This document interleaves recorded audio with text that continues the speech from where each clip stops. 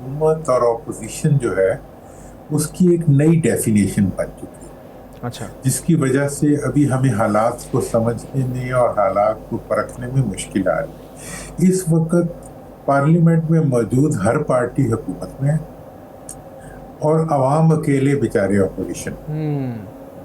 और आप ये देख लें कि जो कुछ भी आवाम के साथ हो जाए, पार्लियामेंट में से सी की आवाज़ नहीं निकलती। इसमें कोई इस्तिस्ना नहीं है, ना पीटीआई को इस्तिस्ना है, ना किसी और पार्टी को इस्तिस्ना। हाँ, इतना होता है कि इलेक्शन अगर कोई आ जाए तो उसके अंदर ज़रा अपने वो उस तरह कैंचियाँ तेज करके थोड़ी देर के लिए आवाम को बेवकूफ़ बनाने के लिए एक अपोजिशन का रूप या ज़बानी। असल में अब प्रॉब्लम इस वक्त ये है कि मुल्क के लिए ना कोई कुछ करता है, ना कोई मईशत के लिए कोई कुछ करता है, ना आवाम के लिए कोई कुछ करता है।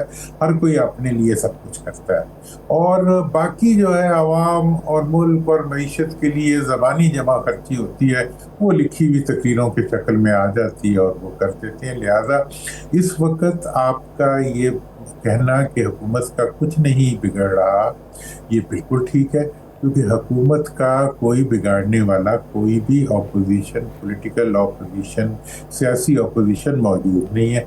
बाकी अब सिर्फ अवाम रह गए, अवाम का पल्ले कुछ रहा नहीं है और क्या कुछ उनके साथ हो गया है।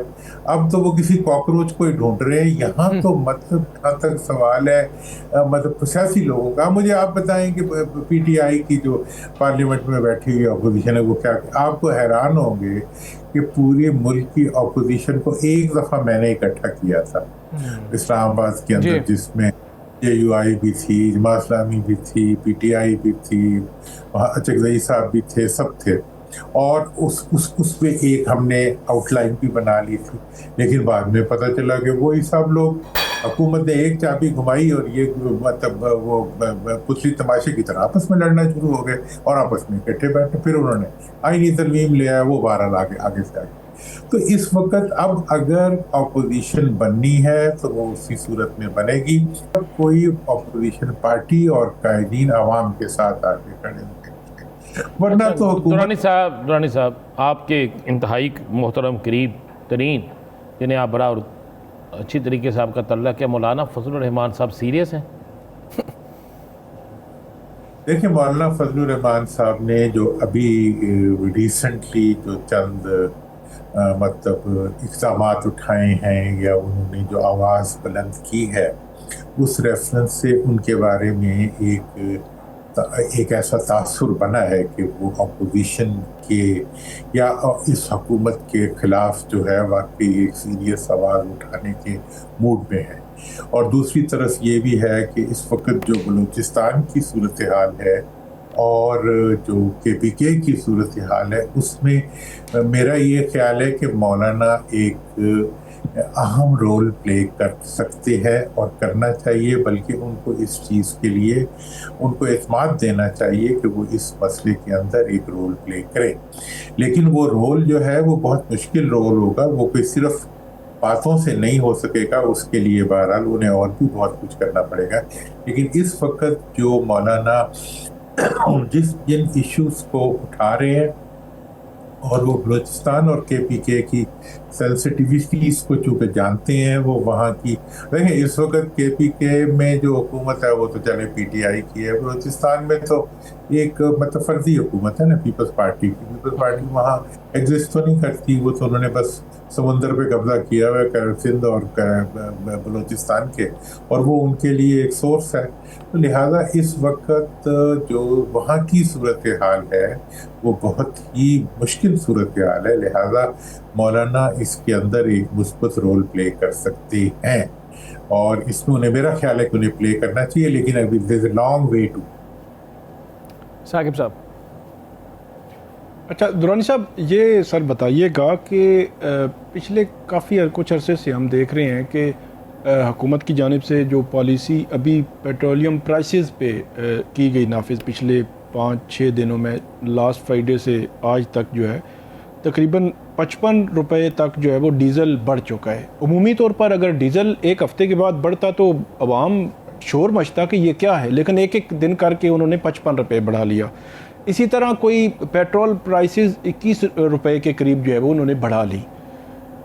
سر یہ سوچ کہیں پہ موجود ہے؟ کیونکہ یہ سسٹم خود تو نہیں کھڑا ہوا نا, فارم 47 کا بھی ہے اور بہت سارے ایشوز ہیں, تو کہیں پہ سوچ موجود ہے کہ عوام کو ریلیف نہیں مل رہا, عوام پہ برڈن بڑھ رہا ہے اور دن بدن بڑھ رہا ہے, اور اس کی سننے والا بھی کوئی نہیں, اور عوام کی بات اپوزیشن تو بات کر ہی نہیں رہی. تو حکومت کے اندر یا جہاں پہ سسٹم یہ کھڑا ہے شہباز شریف صاحب کی حکومت, وہاں پہ کوئی سوچ ہے کہ یہ مطلب بنے گا کیا, صورتحال کس طرف جائے گی؟ وہ پرانے زمانے کی اردو فلمیں ہوتی تھی نا, ان کے اندر ایک بہت سے ایسے واقعات ہوتے جس میں سلو پوائزننگ کی جاتی تھی کسی بچے کی یا کسی مطلب کسی فرد کی, اور اس کو آہستہ آہستہ آہستہ آہستہ جو ہے وہ مارنے کا اہتمام کیا جاتا تھا کہ مطلب پتہ بھی نہ چلے کہ زہر دیا گیا اور اگلا مر بھی جائے. اس وقت حکومت نے یہ جو کام شروع کیا ہے ڈیلی بیسس کے اوپر, تو یہ پوری قوم کو جو ہے یہ سلو پوائزننگ کر کے, انہوں نے زہر تو دینا ہے, انہوں نے طے کیا ہوا ہے ہم نے ان کو جان سے تو مارنا ہے, لیکن ایسے ماریں کہ ہمیں پتہ, کسی کو پتہ نہ چلے کہ ہم نے مارا ہے, اور مر تو جائیں گے. تو اس وقت کا جو حکومت کا رویہ ہے, اور میں یہ آپ کو بتا دوں کہ پوری بہت سے ہمارے وہ ہیں مطلب اکانومسٹ ہیں جنہوں نے پورا ڈیٹا دے دیا ہے کہ آپ نے کتنا پروفٹ دیا ہے آئل کمپنیز کو, کتنا پروفٹ دیا ہے آپ نے ریفائنریز کو, اور کتنا پروفٹ جو ہے وہ حکومت اپنے گھر لے گی. مطلب 10 روپے لیوی تھی 22 میں, اور اب 160 سے 90-80 روپے تک پہنچ گئی ہے.